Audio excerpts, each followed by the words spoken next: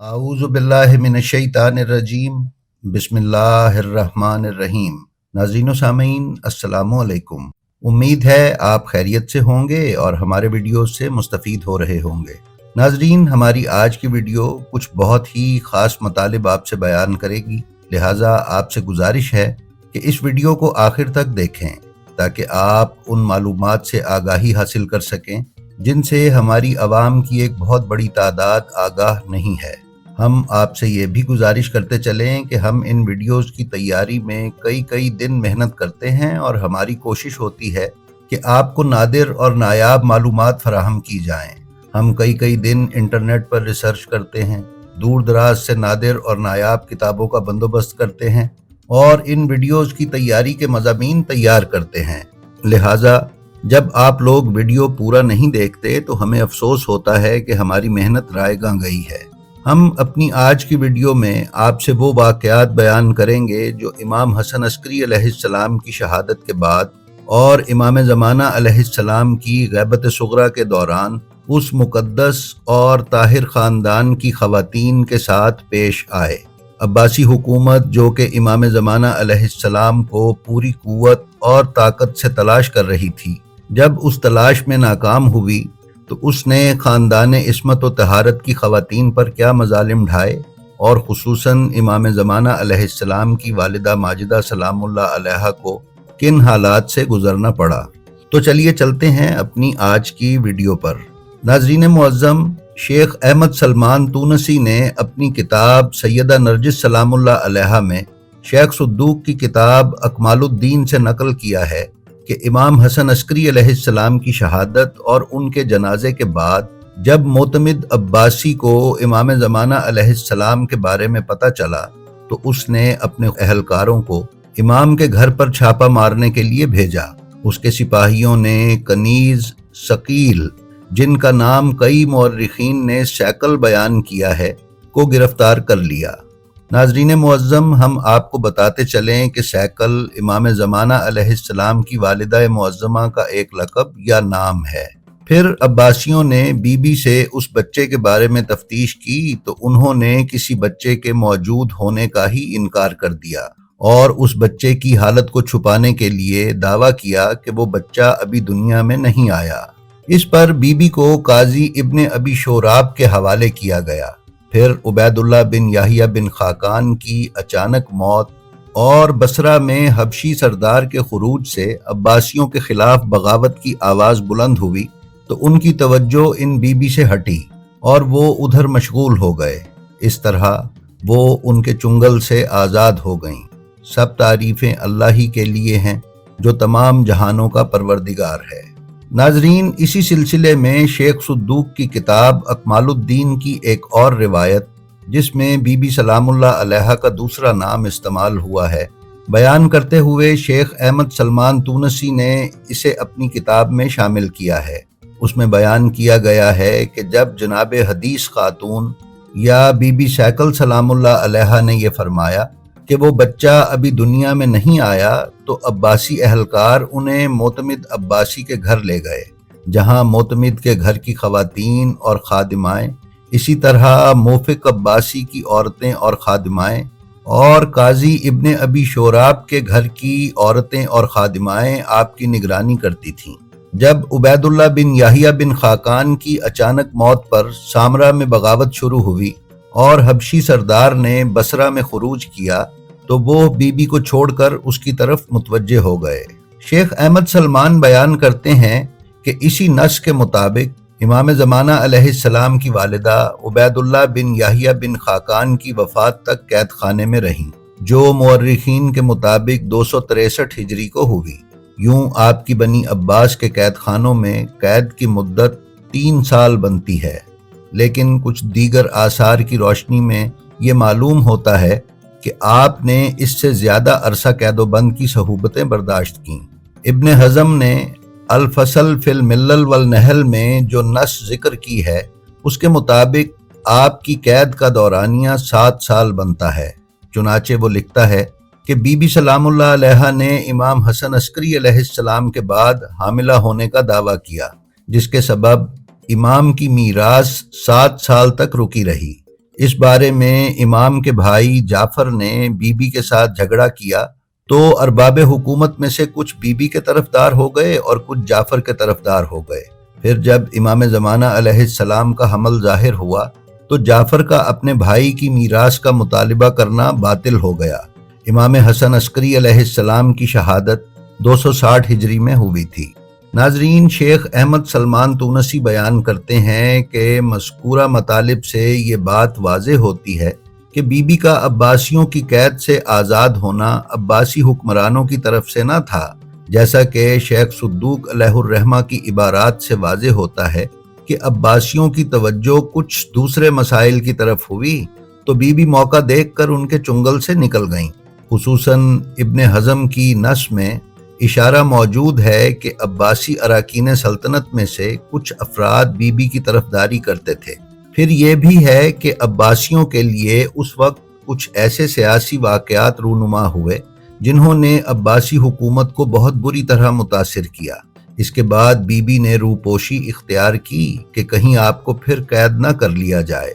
اس لیے آپ امام حسن عسکری علیہ السلام کے گھر واپس نہ گئیں، بلکہ عباسیوں کی نظروں سے چھپ کر کبھی یہاں تو کبھی وہاں زندگی بسر کی۔ اس عرصے میں آپ کے جو حالات تھے ان کے متعلق کتب احادیث و تواریخ میں ذکر موجود ہے، جیسے کہ شیخ کلینی نے الکافی کی جلد اول میں اپنی سند کے ساتھ احمد بن اسحاق سے نقل کیا ہے۔ وہ کہتے ہیں کہ تمہارے لیے امام زمانہ عجل اللہ تعالی فرجہ الشریف کے نام کے بارے میں پوچھنا حرام ہے، اور یہ میں اپنی طرف سے نہیں کہہ رہا، اور نہ ہی مجھے یہ اختیار ہے کہ خود سے حلال حرام طے کروں، بلکہ یہ خود امام زمانہ کا حکم ہے۔ اس کی وجہ یہ ہے کہ حاکم وقت تک یہ خبر پہنچی ہے کہ امام حسن عسکری دنیا سے چلے گئے اور ان کے پیچھے کوئی اولاد نہیں، ان کی میراث تقسیم ہو گئی ہے اور ایک ایسے شخص نے لے لی ہے جس کا حق نہیں بنتا تھا،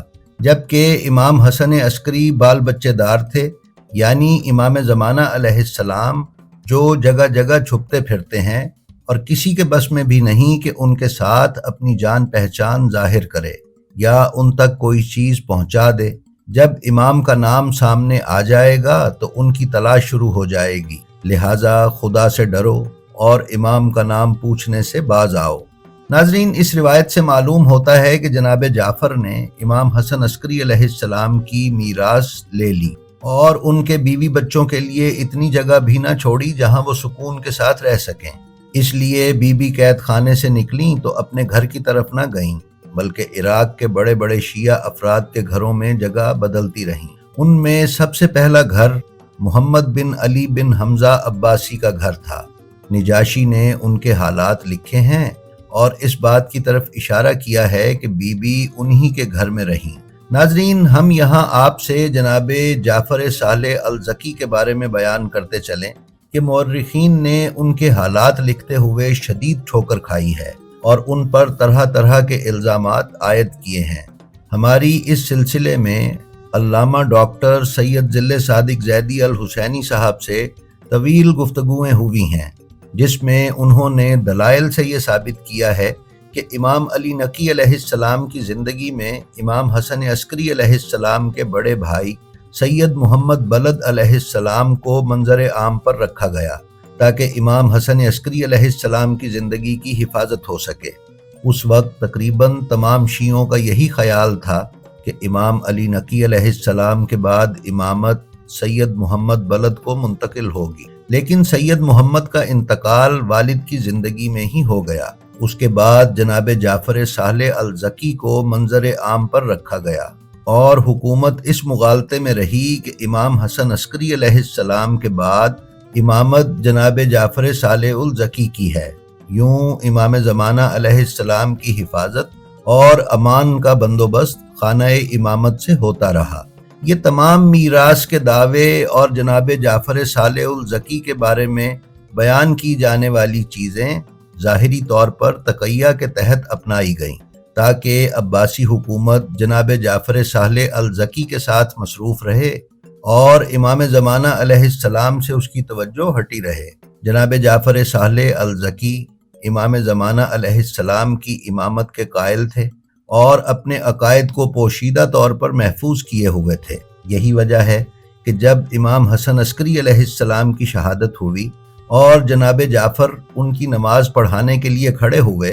اور امام زمانہ علیہ السلام کم سن ہونے کے باوجود والد کی نماز جنازہ پڑھانے کے لیے ظاہر ہوئے، تو جناب جعفر صالح الزکی بغیر کوئی اعتراض کیے ہوئے خاموشی سے پیچھے ہٹ گئے اور امام زمانہ علیہ السلام کو امامت کروانے کے لیے جگہ دے دی، اور امام زمانہ علیہ السلام نے نماز جنازہ کی امامت کروائی۔ لہٰذا امامت کو سمجھنے سے پہلے امام کی اولاد کو سمجھنا بہت ضروری ہے۔ شیعت آج جس مقام پر کھڑی ہے وہ ائمہ طاہرین کے ساتھ ساتھ ان کی اولاد کی قربانیوں کا بھی ثمر ہے۔ ائمہ طاہرین کی اولادوں نے امام وقت کی حفاظت کے لیے اپنی گردنیں تک کٹوا دیں لیکن اف نہیں کی۔ ناظرین، یہ وہ خلاصہ کلام ہے جو قبلہ سید ذل صادق زیدی الحسینی آف کراچی کی گفتگو سے اخذ کر کے ہم نے آپ کی خدمت میں پیش کیا ہے۔ لہٰذا اب ہم دوبارہ اپنی ویڈیو پر چلتے ہیں۔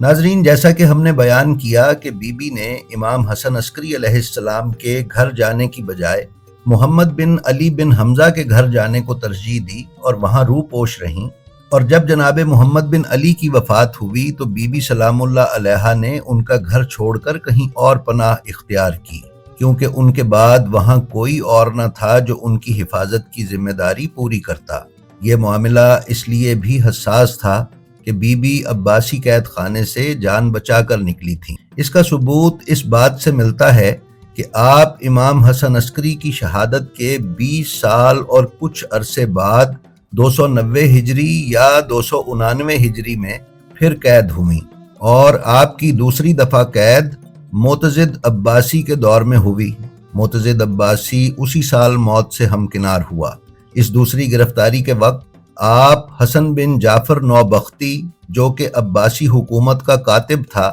اس کے گھر میں پناہ گزین تھیں۔ اس بیان کا خلاصہ یہ ہے کہ حضرت سیدہ نرجس سلام اللہ علیہا نے محمد بن علی بن حمزہ کی وفات کے بعد حسن بن جعفر نوبختی کے گھر پناہ لی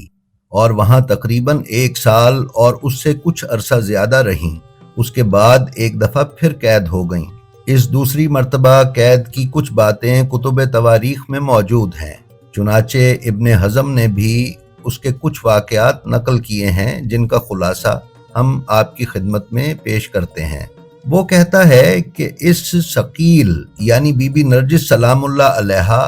اور ان کے دعوے کی وجہ سے رافضیوں کا فتنہ زور پکڑ گیا، یہاں تک کہ معتضد عباسی نے ثقیل کو ان کے آقا کی وفات کے 20 سال سے کچھ زائد عرصے کے بعد قید کر لیا۔ ان کے بارے میں اطلاع ملی کہ وہ حسن بن جعفر نوبختی الکاتب کے گھر میں روح پوش ہیں۔ جب انہیں تلاش کیا گیا تو وہ وہاں مل گئیں۔ انہیں وہاں سے گرفتار کر کے معتضد کے محل میں لے گئے۔ اس کے بعد وہ مسلسل قید میں رہیں اور بالآخر مقتدر عباسی کے دور میں اس کے قصر میں ہی یعنی اس کے محل میں ہی اپنے خالق حقیقی سے جا ملیں۔ ناظرین، شیخ احمد سلمان تونسی اپنی کتاب حیات طیبہ سیدہ نرجس سلام اللہ علیہا میں بیان کرتے ہیں کہ جناب نرجس سلام اللہ علیہا نے حسن بن جعفر نوبختی کے گھر پناہ اختیار کی، جو کہ عباسی خلفاء کا کاتب تھا۔ بعید نہیں کہ یہ تدبیر جناب حسین بن روح نوبختی کی ہو، جو کہ اس وقت امام زمانہ علیہ السلام کے دوسرے سفیر خاص جناب محمد بن عثمان العمری کی زیر قیادت اپنی ذمہ داریاں انجام دے رہے تھے۔ وہ بھی نوبخت قبیلے سے تعلق رکھتے تھے اور تقیہ کے ساتھ اس انداز سے رہتے تھے کہ ہر کوئی ان پر اعتبار کرتا تھا۔ البتہ حسن بن جعفر نوبختی کے گھر سے بی بی کی گرفتاری کے بعد حسن بن جعفر نوبختی کا کیا انجام ہوا، اس پر تاریخ خاموش ہے۔ ناظرین معظم، بی بی کی 2 مرتبہ گرفتاری اور پھر دوسری گرفتاری کے دوران شہادت اس بات کا منہ بولتا ثبوت ہے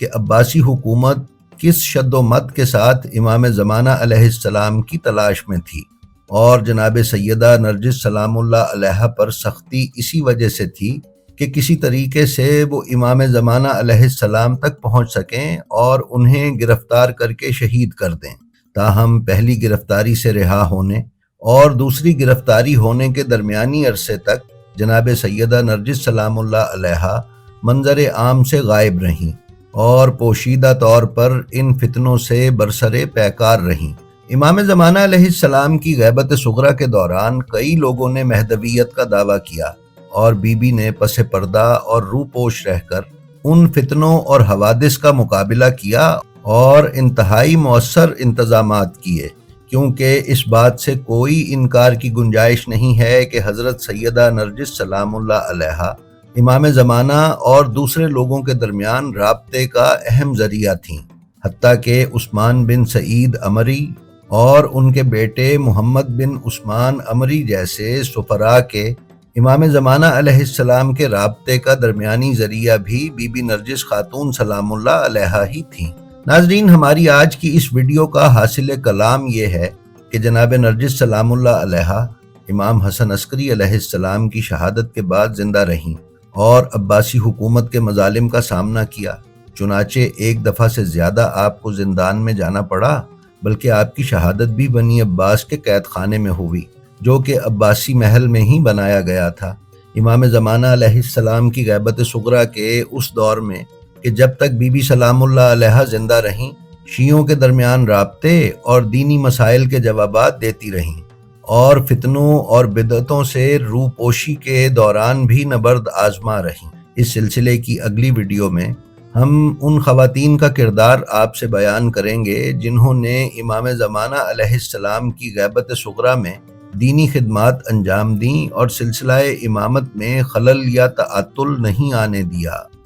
جی تو ناظرین، یہ تھی ہماری آج کی ویڈیو، ہمیں امید ہے آپ کو پسند آئی ہوگی۔ اگر آپ ہمارے چینل بلینڈ آف ہسٹری پر نئے ہیں تو ہم آپ سے گزارش کرتے ہیں کہ برائے مہربانی اسے سبسکرائب کر لیں اور اس کے بیل آئیکن پر کلک کر کے آل نوٹیفیکیشنز کی سیٹنگ کا انتخاب کر لیں تاکہ ہماری آنے والی کسی بھی ویڈیو سے آپ محروم نہ رہ سکیں۔ اس کے ساتھ ہی ساتھ ہماری جو ویڈیو بھی آپ کو پسند آئے اس کا لنک اپنے حلقہ احباب میں شیئر کرنا نہ بھولیں تاکہ علوم محمد و آل محمد کی نشر و اشاعت میں آپ کی حصہ داری برقرار رہے۔ ہماری آپ سے یہ بھی گزارش ہے کہ آپ اپنا اور اپنے متعلقین کا بے حد خیال رکھیں اور خلق خدا میں آسانیاں تقسیم کرتے رہیں۔ خدا آپ کا حامی و ناصر ہو۔ السلام علیکم۔